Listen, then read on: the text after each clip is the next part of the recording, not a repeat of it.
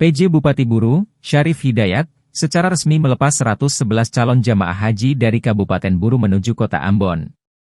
Acara pelepasan sekaligus keberangkatan yang dilangsungkan di Masjid Al-Buruj, Kota Namlea, Sabtu, 1 Juni 2024, pagi.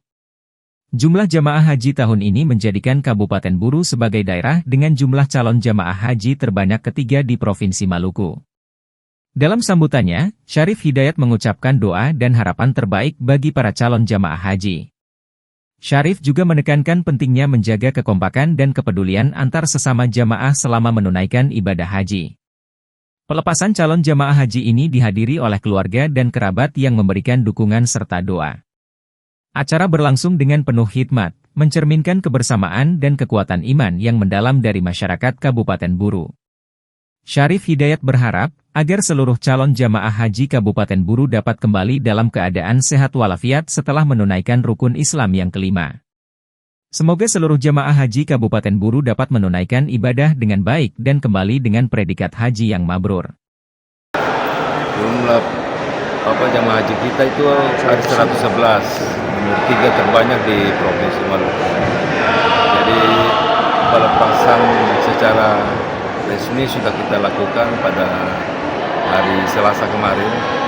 Hari ini kita melepas keberangkatan mereka. Insya Allah kami berdoa mudah-mudahan mereka pergi dengan baik dan pulang dengan baik. Sebagai tamu Allah, mudah-mudahan kami berharap mereka semua mendapatkan haji yang mabrur, dan saya berharap semua yang mereka lakukan itu mendapatkan imbalan dari Allah Subhanahu wa Ta'ala. Yang paling terpenting adalah saya juga katakan betul-betul kita harus menjaga kekompakan, saling yang lain punya kepedulian dengan yang lain.